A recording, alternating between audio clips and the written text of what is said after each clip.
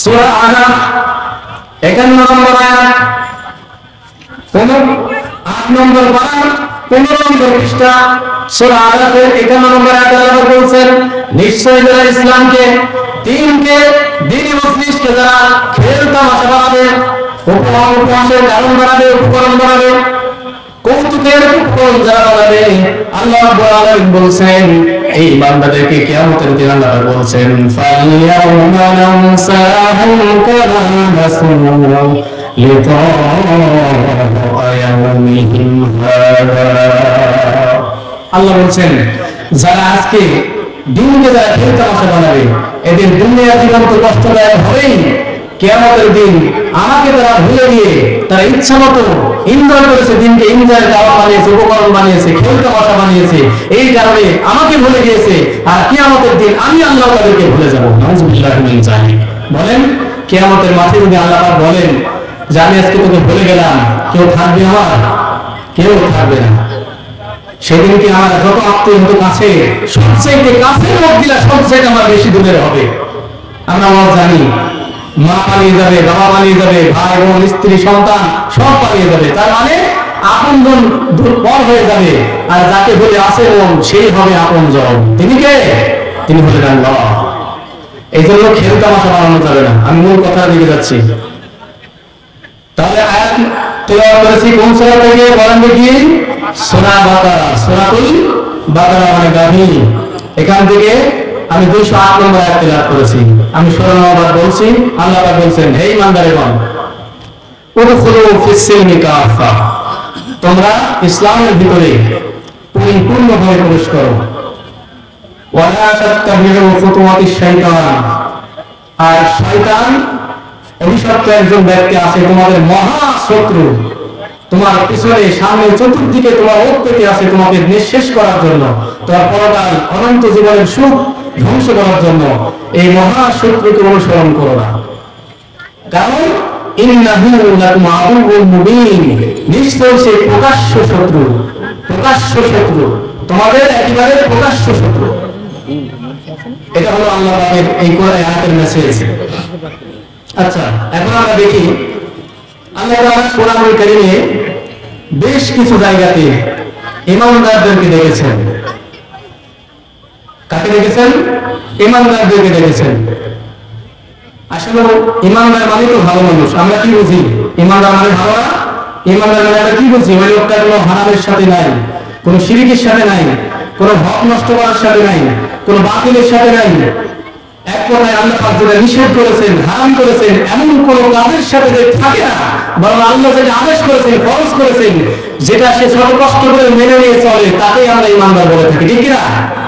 অথচ আল্লাহ পাক সেই ঈমানদারকে ডেকে বলছেন, হে ঈমানদারেরা, তোমরা পূর্ণাঙ্গভাবে প্রবেশ করো ইসলামের ভিতরে। আচ্ছা বলেন, যে ভালো মানুষ তাকে যদি আপনি বারবার বলেন যে এটা করো না, ওটা করো না, এই করো, এই করো, এই লোকটা বিরক্ত হবে কিনা? একজন ড্রাইভার সুন্দর করে গাড়ি চালাচ্ছে, তার কন্ট্রোল করে নিয়ন্ত্রিত, তার গতি স্বাভাবিক, এইরকম গতিতে গাড়ি যাচ্ছে। এখন যদি প্যাসেঞ্জার বারবার বলে গাড়ি সাবধানে চালাও, গাড়ি আস্তে চালাও, গাড়ি খেয়াল করে চালাও, বলেন এই ড্রাইভার এক সময় রাগ হবে কি হবে না? বুঝে থাকলে বলবেন হবে কি হবে না? হবে। আল্লাহ রাব্বুল আলামিন ঈমানদারদেরকে কেন দেখে বলছেন? কারণ ঈমানদাররা এমনিই তো সকল প্রকার হারাম থেকে যারা মুক্ত। এরপর আল্লাহ কেন বলছে ঈমানদারকে রাখছেন? এটা জানার এবং গবেষণার ব্যাপার আছে না নাই? বলেন আছে না নাই? আছে না? যেহেতু আল্লাহ ঈমানদারকে রাখছেন, ঈমানদার তো বলছেন, এজন্য চলে গেল আল্লাহ বলছেন ইয়া আইয়ুহাল্লাযীনা আমানু কুতিবা আলাইকুমুস সিয়াম, ঈমানদাররা তোমরা রোজা রাখো। ইয়া আইয়ুহাল্লাযীনা আমানু কুলু মিন তাইয়্যিবাতি মা রাযাকনাকুম, ঈমানদাররা তোমরা আমি যা পবিত্র রিজিক দিয়েছি সেখান থেকে খাও। এই ঈমানদারের আয়াত শুরু হয়েছে সূরা বাকারা, এই ইয়া আইয়ুহাল্লাযীনা আমানু কুলু মিন তাইয়্যিবাত এই আয়াত থেকে শুরু হয়েছে। আর যা শেষ হয়েছে সূরা তাহরিমের ইয়া আইয়ুহাল্লাযীনা আমানু কু আনফুসাকুম এই আয়াত দিয়ে শুরু হলো। হালাল খাবার দিয়ে ঈমানদারকে ডেকে বলা হলো আমি যা হালাল দিয়েছি সেখান থেকে খাও।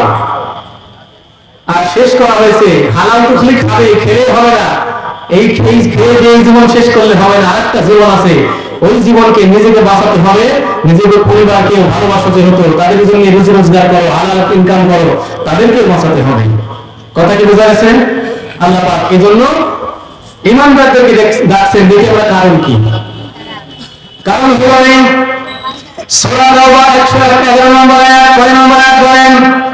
111 নম্বর আয়াত, 11 নম্বর পারার ভিতরে শুরু থেকে আল্লাহ পাক বলছেন, ইন্নাল্লাহা আশতারা মিনাল মুমিনিনা আনফুসাহুম ওয়া আমওয়ালাহুম বিআন্না লাহুমুল জান্নাহ।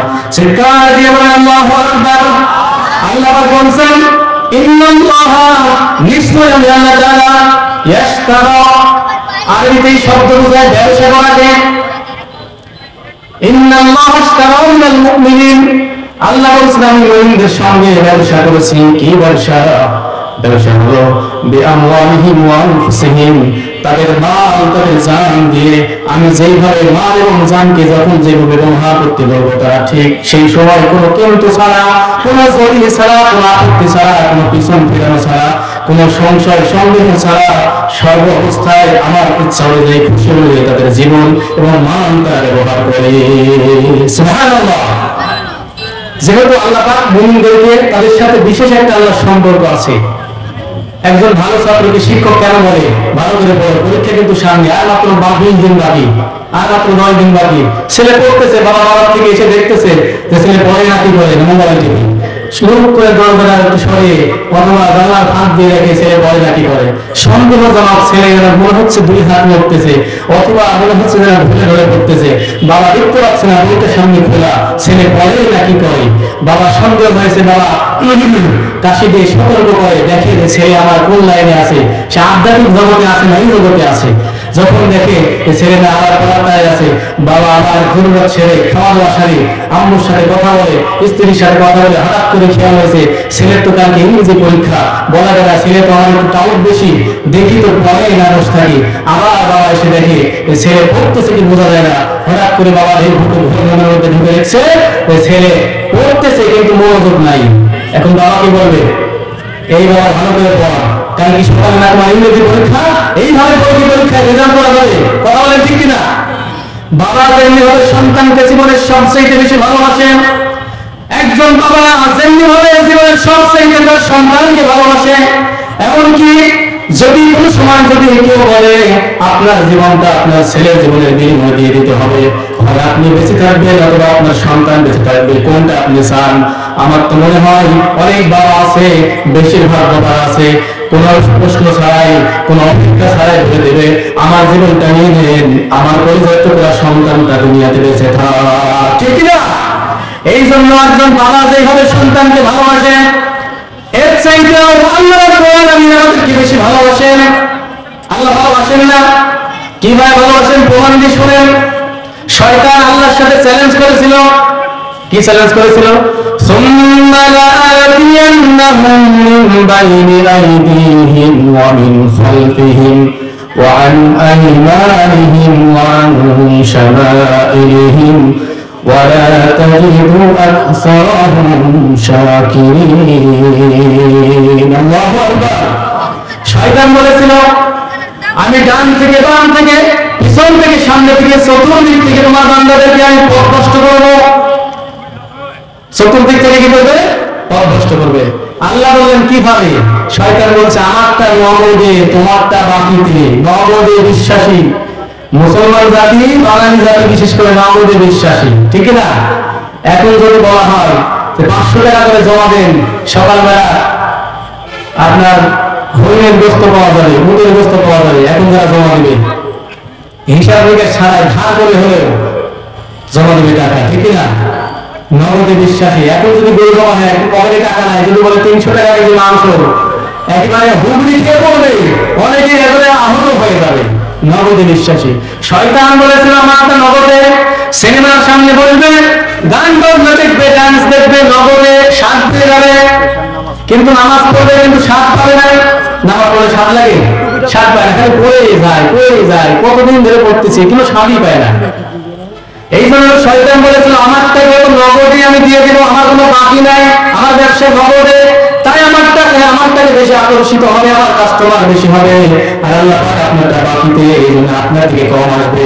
বলেন যখন আযান হয় তখন বাজারে বেশি স্টলে মানুষ থাকে, বাজারে বেশি মানুষ থাকে না মসজিদে? কথা বলেন কোথায় বেশি থাকে? কোথায় বেশি থাকে? বাহিরে বেশি মানুষ থাকে, মসজিদে কম থাকে। কারণ হলো শয়তানের তো নগদে, এই নগদ পুণ্যে পুঁজি শয়তান আল্লাহর সঙ্গে চ্যালেঞ্জ করেছে, আমি দেখি চাবো তোমার কোন বান্দা জান্নাতে যায়, ওকে আমি মসজিদের মধ্যে থেকে শুরু করে ঘর থেকে শুরু করে সব জায়গাতে আমি গুনাহ করিয়ে ছাড়বো। বাজারে আসলে গুনাহ, বাড়ির ভিতরে গুনাহ, মসজিদের ভিতরে গুনাহ, টয়লেটে থাকলে গুনাহ, মাঠে থাকলে গুনাহ, বেড়াতে গেলে গুনাহ, আত্মীয় বাড়িতে গুনাহ, একা থাকলে গুনাহ। গুনাহ এমন কোন জমিন আছে যে জায়গাতে নাই? কথা বলেন, আছে নাকি? এমন কোন জায়গা নাই যেখানে গুনাহ নাই? সব জায়গাতে গুনাহ আছে।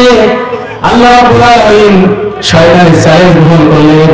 আপনারা বলেন তো জিতবে আল্লাহ না শয়তান? বলেন কে জিতবে? আল্লাহ জিতবে। তোমার লাগবে না? তোমার লাগবে।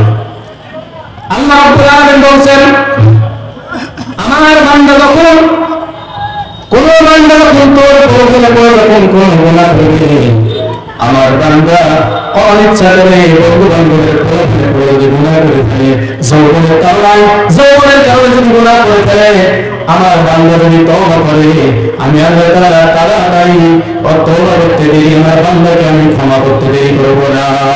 সুবহানাল্লাহ। ক্ষমা লাগবে না? সূরা নিসা 4 নম্বর বার 19 নম্বর পৃষ্ঠার দিকে আছে। আল্লাহ বলছেন, ইন্নামাত তাওবাতু আলাল্লাহি লিল্লাযীনা ইয়া'মালুনা আস-সুআ বিজাহালা। আল্লাহ বলছেন, নিশ্চয় যারা ভুল করেছে অনিচ্ছাকৃতভাবে, জাহালাতের কারণে, অজ্ঞতার কারণে, না জানার কারণে যারা ভুল করে, এবং ভুল করার কারণে ফাউলাকা ইয়াতুবুল্লাহু আলাইহিম, যারা তওবা করে, অতি তাড়াতাড়ি গুনাহ করার পরে তওবা করে, আফসোস করে, হায় কি করে ফেললাম, না করলেও পারতাম, এইভাবে যারা তওবা করে, তারা তওবা করতে দেরি, আমি আল্লাহ তাড়াতাড়ি ক্ষমা করতে দেরি না। সুবহানাল্লাহ। শয়তান কিন্তু ঠকে যাচ্ছে। শয়তান বলছে গুনাহ করো, আল্লাহ বলছে গুনাহ করে তওবা করবে, মাফ করে দেব। এইবার 2 নম্বর, শয়তান বলছে তোমার বান্দা যখন ভালো কাজের নিয়ত করবে, তখন আমি ওকে ধোঁকা দেব, ওই কাজ করতে দেব না। দান করতে চায়, দান করে না। অনেক মানুষ মাহফিলে জবাব দিয়ে, যখন ওয়াজ মাহফিল হয়, আবেগে ঠেলায় বলে, হুজুর আমার নামে 5 বস্তা লেখেন, 5 বস্তা দেবো, 5,000 লেখেন, 10,000 লেখেন। লেখার পরে ওমর তার বাড়িতে যেতে খোঁজই নাই, খবর নাই, মোবাইল বন্ধ, সাক্ষাৎ বন্ধ। বাড়িতে গেলে কয়ে যদি বুঝতে পারে ওই মাহফিলের লোক আছে, স্ত্রী কয়ে বলি যে ঘুমাচ্ছে, শরীর খারাপ, পরে আসতে বলছে। পরে যখন যায় আমার বিরক্ত হয়, বলে দেখো বাণিজ্য নাই। এইরকম অবস্থা হয়। এই জন্য বান্দা যখন কোন ভালো কাজের নিয়ত করে, শয়তান বলছে আমি ওটা করতে দেবো না, বাধা দেবো।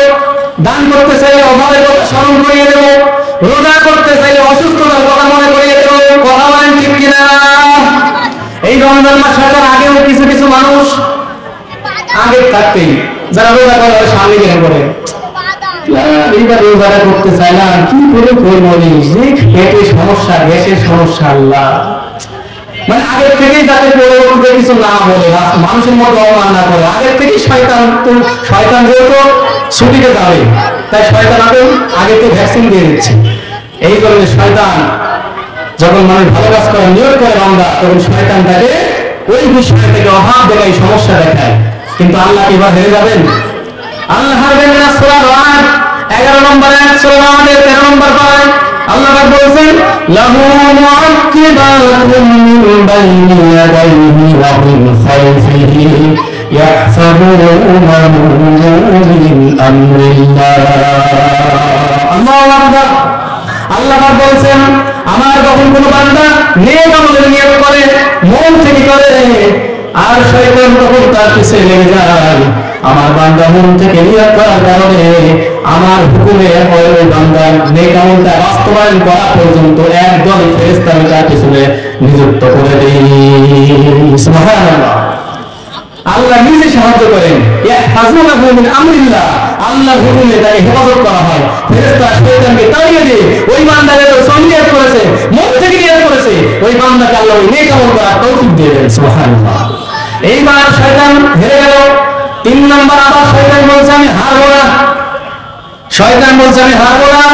মসজিদে বসে সালাম ফিরেছে, সঙ্গে সঙ্গে আরেকজন মুসল্লি বলছে শুনেছো আজ কি হয়েছে রাতের বেলা? কি হয়েছে?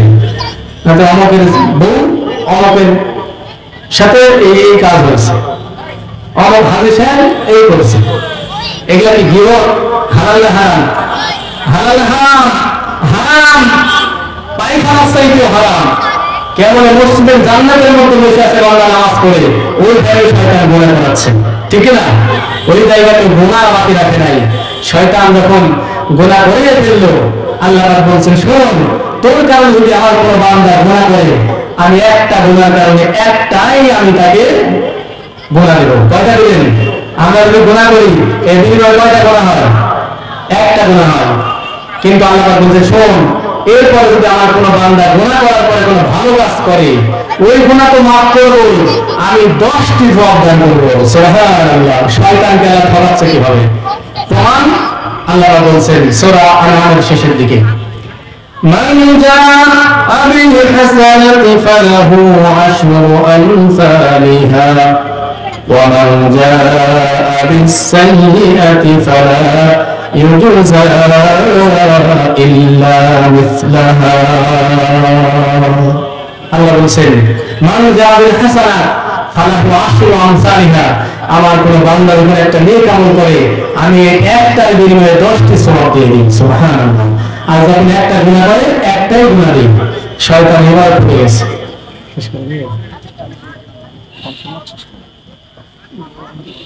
তবে শয়তান কি ঠকছে না দিচ্ছে?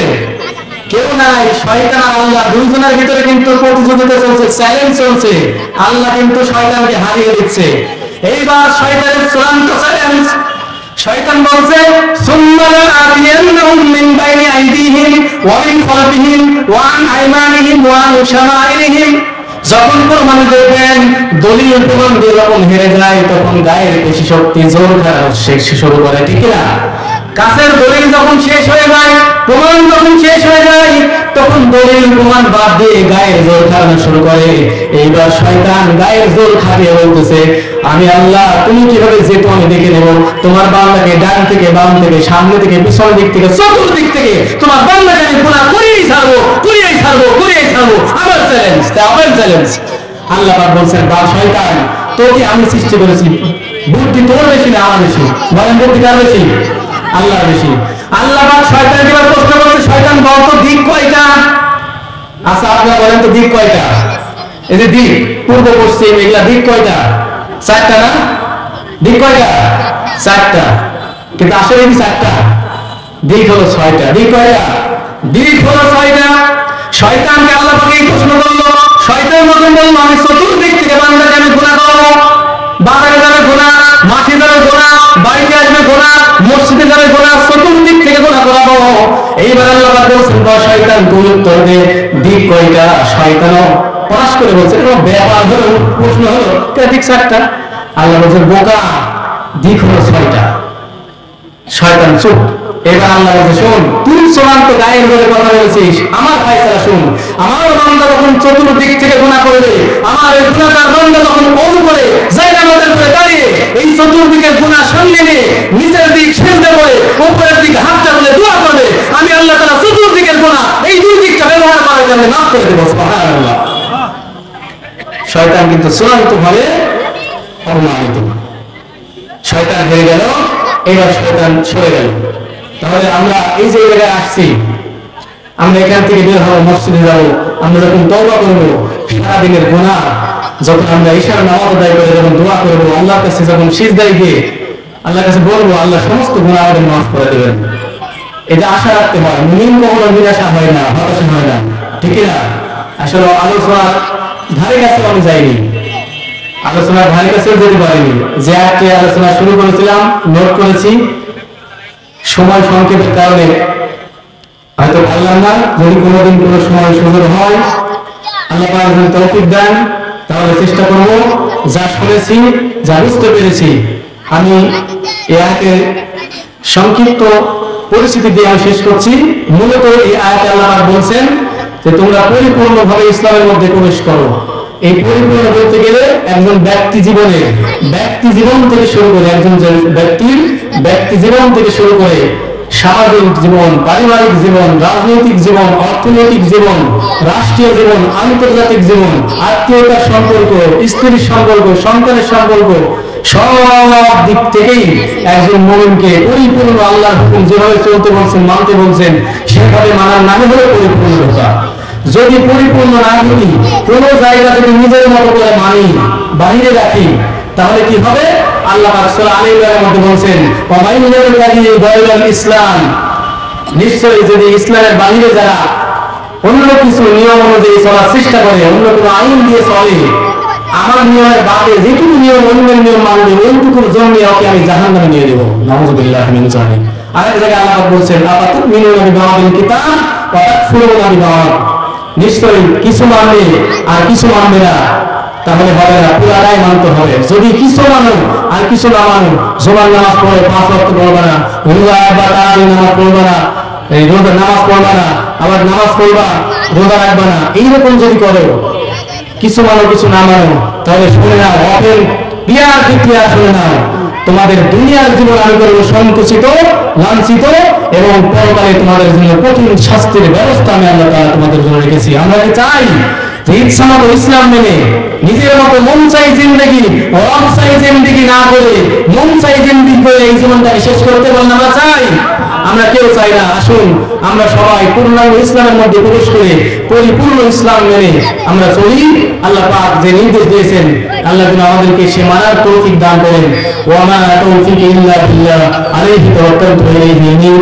আসসালামু আলাইকুম ওয়া রাহমাতুল্লাহি ওয়া বারাকাতুহু। জানিয়ে এসেছি পারিবারিক আপনি নগণ্য গোলামকে এমন বলতে কিছু নাই, আমি বলতে খুবই গোলাম, তবুও নাম ঘোষণা করা হয়েছে, বসেছি। আল্লাহ যেন তুমি আমাকে তার অত্যন্ত ভান্ডার থেকে কিছু বলা, গুছিয়ে বলা, এবং সেখান থেকে আপনাদের কিছু নেওয়া, এবং উভয়কে আমল করার তৌফিক দান করেন। আমিন। সুবহানাকা লা ইলমা লানা ইল্লা মা আল্লামতানা ইন্নাকা আনতাল আলিমুল হাকীম। সম্মানিত আমিন, আজকে আমি যে আয়াত তেলাওয়াত করেছি, মোটামুটি ভাবে আমাদের পরিচিত আয়াত, মোটামুটি ভাবে আমাদের জানা কোরআন কারীমের সর্ববৃহৎ সূরা সূরাতুল বাকারা। এই বাকারা থেকে 208 নম্বর আয়াত তেলাওয়াত করেছি। কয় নম্বর বলেন তো? 208 নম্বর সূরা নাম্বার 2, আয়াত নম্বর হলো 208। এটা অবস্থিত হিফজুল কোরআনের 2 নম্বর পারা, 11 নম্বর পৃষ্ঠা, 9 নম্বর লাইন থেকে শুরু। এই সূরার পরিচিতি আমরা জানি, এটা মাদানী সূরা, সর্ববৃহৎ সূরা। এটা রুকু আছে 40টি, আয়াত আছে 286টি। এই ভিতর থেকে আমি মাত্র একটি আয়াত তেলাওয়াত করেছি। আর বিশ্বনবীর অসংখ্য জান্নাতি জবান হাদিস থেকে এক টুকরা, সোনার টুকরা হাদিস তেলাওয়াত করেছি, যে হাদিসটি তার মুখ থেকে নকল করেছেন দ্বিতীয় খলিফা ওমর ইবনে খাত্তাবের ছেলে আব্দুল্লাহ। তিনি বর্ণনা করেছেন, তিনি বলতেছেন, ইসলাম 5টি স্তম্ভের উপরে প্রতিষ্ঠিত। কয়টি বলেন? কয়টি? 5টি। 1 নম্বর হলো ঈমান। 1 নম্বর কি? ঈমান।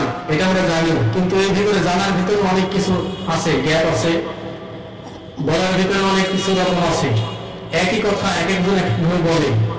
ফুল তো সবই ফুল, কিন্তু ধ্যানের ভিন্নতা আছে না? নাই? আছে না? ফুল একই ফুল, কিন্তু ধ্যানের ভিন্নতা আছে, নামের ভিন্নতা আছে। আলোচক সবাই, কিন্তু আলোচনা ভবন ধ্যান এক একজনের এক এক রকম। আমি চেষ্টা করবো বাস্তবতার নিখিলে কিছু বলা, ব্যতিক্রম করে কিছু বলা। তো আয়াত হলো, সূরার নাম হলো বাকারা। সূরার নাম বাকারা। আয়াত হলো 286। কয়টি আয়াত আছে? 286। আমি পড়েছি 208 নম্বর আয়াত। এই 8 নম্বর আয়াত, 208 নম্বর আয়াত থেকে আমি কথা বলবো, ভূমিকা ছাড়াই কথার দিকে চলে যাচ্ছে। আল্লাহ পাক আমাদেরকে খুব ভালোবাসেন, ভালোবাসেন না? বলেন। আসলে আমরা যে এখানে আসছি, এখানে আসলে লাভ কেমন? লাভ লাভ তো আমরা জানি, লাভটা কেমন? এখানে আসলে কোরআনের ময়দানে আসলে মাহফিলে আসলে লাভটা কেমন? এটা আমি বললে খুশি হবেন না নবীজি বললে খুশি হবেন না আল্লাহ বললে খুশি হবে বেশি? বলেন তো। আল্লাহ বললে বেশি খুশি হবে, তাই না? কারণ আল্লাহর উপর তার দলিল লাগবে না, আর প্রমাণের প্রয়োজন নেই। বক্তা বললে, হুজুর বললে একটু হয়তো আমার আপত্তি থাকতেও পারে, নবীজি বললে থাকবে না, আল্লাহ বললে তো আর কোনো কথাই নাই। আল্লাহ বলছেন সূরা জুমার 18 নম্বর আয়াত, 23 নম্বর পারা, 17 নম্বর পৃষ্ঠা। আল্লাহ বলছেন الذين يستمعون القول فيتبعون أحسنه أولئك هداهم الله وأولئك هم أولو الألباب. سكابرنا الله أكبر. الله رب العالمين بلسان الذين يستمعون القول فيتبعون أحسنه. الذين يستمعون سمعا للشهداء يستمعون القول من বলা قال بقول যারা শুনে فيتبعون أحسنه সুন্দর সুন্দর কথাগুলো শুনে, যারা কোরআনকে শুনে বসে কোরআন থেকে সুন্দর কথাগুলো শুনে এবং فيتبعون নিজের প্রয়োজনীয় জীবনের পাথর হিসেবে এখান থেকে নিজের প্রয়োজনীয় কথা এই কথাগুলো ইত্তেবা করে মেনে নেওয়ার সিদ্ধান্ত নেওয়া হবে।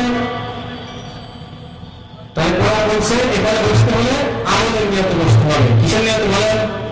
আমলের নিয়তে। এখন যদি মনে করি বক্তার ভয়েস কেমন, কথা কেমন সেটা দেখবো, তাহলে নিয়ত যদি খারাপ থাকে তাহলে বৌনি থেকে টায়ার বাদ হবে। কেমন বৌনি থেকে টায়ার বাদ হয়ে যাবে, গন্তব্যে পৌঁছে যাবে। খেয়াল করেন এইদিকে। আল্লাহ রাব্বুল আলামিন বলছেন নিশ্চয় যারা এই মেসেজ থেকে, কোরআন থেকে, এই তত্ত্ব থেকে, বিজ্ঞান কিতাব থেকে যারা কিছু নেওয়ার জন্য যারা বসে যায়, যারা বসে, যারা মিলিত হয়, যারা পানি হতে খরচ করে, কাজ ফেলে, সব কিছুকে বাদ দিয়ে যারা বসে এবং মানে নেওয়ার সিদ্ধান্ত নেয়, মানার নিয়ে যারা বসে যায়, আল্লাহ বলছেন